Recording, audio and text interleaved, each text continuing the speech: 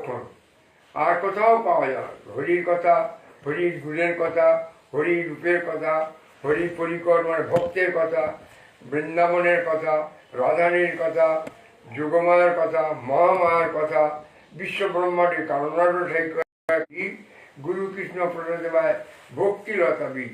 ব্রহ্মাণ্ড ভ্রমণ করতে করতে কোনো ভাগ্যবান জীব, কোনো ভাগ্যবান ব্রহ্মাণ্ড ভ্রমিতে কোনো ভাগ্যবান জীব গুরু কৃষ্ণ গুরুদেবের কৃপা বা কৃষ্ণের কৃপা হলে গুরুদেবের কৃপা, গুরুদেবের কৃষ্ণ হলে গুরুদেবের কৃপা হলে কৃষ্ণ কৃপা। তাহলে গুরু কৃপা কোনো ভাগ্যবান জীব গুরু কৃষ্ণ কৃপা প্রসাদে পায় ভোগ এরূপ সংসার ভূমিতে কোনো ভাগ্যবান জীব গুরু কৃষ্ণ প্রসাদে পায় ভক্তিলতা বীজ, ভক্তির বীজ লাভ করে। তাতে কৃষ্ণ ভজে করে গুরুর সেবন। কৃষ্ণ ভজন মানে গুরু সেবা, কৃষ্ণ ভজন মানে গুরুদেবের সুখী করা। গুরুদেবকে সুখী করলে কৃষ্ণ ভজন হয়ে যাবে। তাতে কৃষ্ণ ভজে করে গুরুর সেবন, মায়া জাল ছুটে পায় শ্রীকৃষ্ণ চরণ। তখন মায়ার জাল কেটে যাবে, তখন কৃষ্ণ পথ পদ্ম দিকে সে গতি পাবে।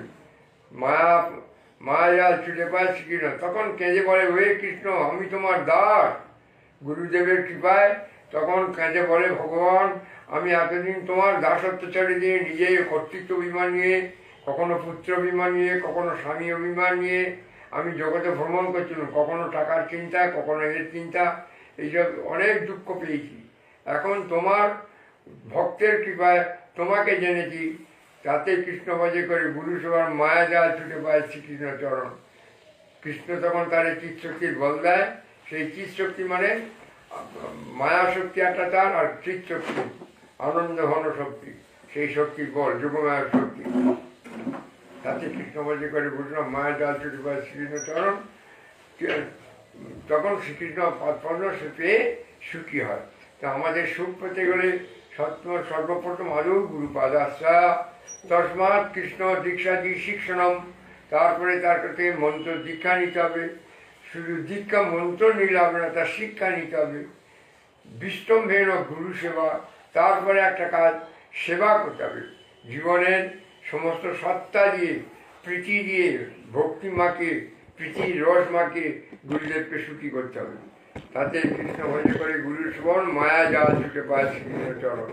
তখন শ্রীকৃষ্ণ পাঠপূর্ণ পায় গুরুদেবের কৃপায়। তখন বলে কৃষ্ণদেব বলে হে ভগবান এতদিন আমি মায়ার সংসারে ছিলুম, আমি কেরম ডুবে থাকতুম, কী হবে কোথায় গতি কিছু বুঝি না, কেবল নিজের ভোগে তো মত্ত থাকতুম।